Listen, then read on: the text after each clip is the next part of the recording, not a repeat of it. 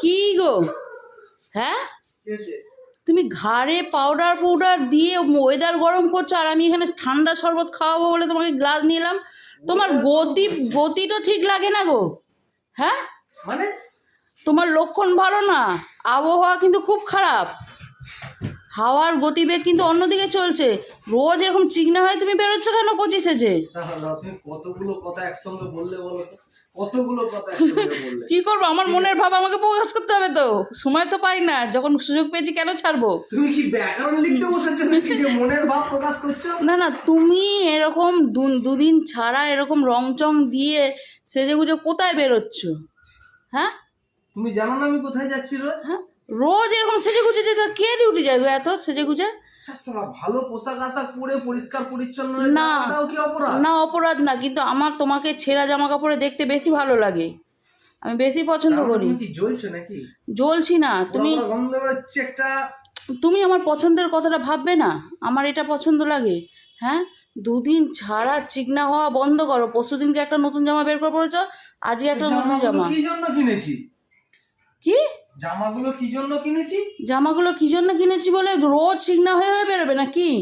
হ্যাঁ, তুমি জানো না তুমি দু বাচ্চার বাপ, 3 বাচ্চা, একটা আবার দত্তক বাচ্চা। তাতে কি হয়েছে? 3 বাচ্চার বাপ তো কি হয়েছে তাতে? হ্যাঁ, এত চিকনা মানায় তোমায়? জামাগুলো রেখে দেবে, তোমার ছেলে এখন মাথায় মাথায় হয়ে যাচ্ছে। ওর বাবার জামা পরে নাকি? আমি পরবো, আমি করতে করতে তার নতুন জামা প্যান্ট পরাই হয় না। পরতে হবে না, আমি কি বললাম তোমাকে? আমার ছেঁড়া ফাটাতে দেখতেই ভাল লাগে। না, তুমি এখন কি তোমার হিংসা হচ্ছে সেটা আগে? কিসের জন্য হিংসা? কিসের জন্য হিংসা হবে? আমার হিংসার কোনো কারণ নেই, কারণ চয়েস করে এটা আর কি বলবো, বললে এবার লোকে কমেন্টস করবে, বল দেখ কি বলছে বউ। চয়েস করে আমি এনেছি, আমি জানি আমার চয়েসটা ভালো। ওই যেমন তোমার চয়েস ভালো, তুমি বলো আমি এক মুঠো কয়লার খনি থেকে একটা হিরে তুলে নিয়ে এসেছি, যেমন তোমার চয়েস ভালো। আরে বাবা থাক না, তোমার চয়েস ভালো তেমন আমারও চয়েস ভালো না। আরে ঠিক আছে, লজ্জা পেতে হবে না। আরে ঠিক আছে, লজ্জা পেতে হবে না। আরে লজ্জা পেতে হবে না, আমি জানি তুমি লজ্জা পাচ্ছ। ঠিক আছে, আসলে বন্ধুরা কি ব্যাপার বলতো, আমার বর আবার এইসব দিকে একটু লজ্জা পায়। ঠিক আছে, বউয়ের প্রশংসা করতে একটু লজ্জা পায়, সেই জন্য তোমরা কিছু মনে করো না। আর আমি মাথায় কিন্তু তোমার বন্ধুদের এটা বলো যে তুমি একটু জ্বলছো, তোমার হিংসে হচ্ছে মনের ভেতরে। বালাই সাত কোন কারণে? চলো ঠান্ডা শরবত খাইয়ে ঠান্ডা করি, তোমার বেশি হিট লেগে গেছে। হ্যাঁ, ওকে দেখে আমি জ্বলছি। হতেই পারে, পোড়া পোড়া গন্ধ করছে একটা যেন।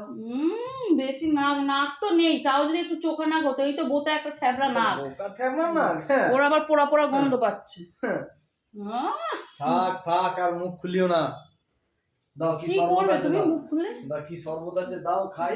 শরবত বলতে এখানে কতিলা মিশ্রি শরবত, কতিলা মিশ্রি আর মৌরির শরবত এক মগ করে দেবো। এ নাও, এটা ধরো, আমি পারছি, তুমি আমার দিকে ঘুরিয়ে ধরো।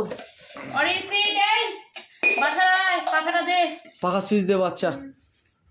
এই গরমে পাখা ছাড়া চলে যাবে না, আর ভিডিওর মধ্যে যদি পাখার আওয়াজ আছে অ্যাডজাস্ট করতে হবে, কিছু করা যাবে না। অরে সিট করো, তোমাকে দিচ্ছি। এই অরের বাটি নিয়ে আয়, অরের বাটি নিয়ে আয়, খালি বাটি নিয়ে আসবি, দেখ জানলায় আছে খালি বাটি। কেন তুমি এক মগ খাও, খেয়ে 10 মিনিট বসে তারপর চা দেবো। আর অবশ্যই এই গরমে না কতিলা মিশ্রি, মৌরি মিশ্রি এসব জল খাওয়া খুব দরকার। আমাদের এই 3-4 দিন ধরে বিয়ে বাড়ি এসব চলছিল বলে একদম ভেজানো হয়নি। কাল রাতে একদম ভিজানো করে ভিজিয়েছি। এই যে অরে তোমাকে দেবো, চলো সিট নাও।